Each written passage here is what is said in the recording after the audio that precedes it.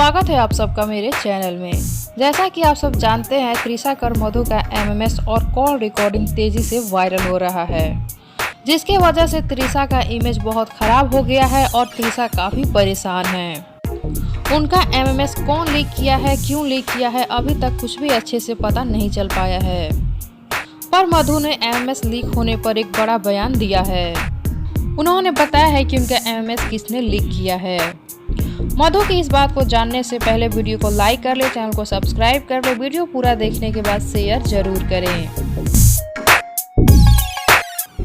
मधु का कहना है कि उनका वो वीडियो बिहार में लीक हुआ है। मधु ने साफ साफ कहा है कि बिहार के लोगों से ऐसी उम्मीद नहीं थी।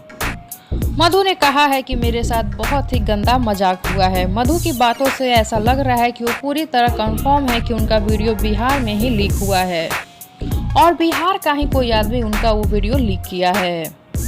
पर वो इंसान कौन है, कहाँ है, अभी इस बारे में अभी कुछ भी पता नहीं चल पाया है।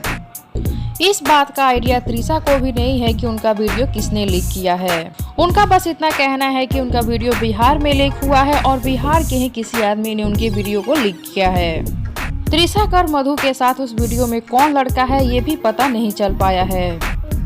त्रिशा से पूछने पर वो भी साफ साफ मना कर दे रही हैं बताने से। सिर्फ मधु ने इतना बताया है कि वो लड़का भोजपुरी इंडस्ट्री से नहीं है। खैर, वो लड़का कोई भी हो, उसको कोई नहीं जानता है, पर मधु को लोग अच्छे से जानते हैं। उस वीडियो के वायरल हो जाने से मधु का इमेज बहुत ही खराब हो गया है। उनका तो कैरियर ही बर्बाद हो गया है और इन सब की वजह से मधु सुसाइड करने की भी बात कर रही हैं।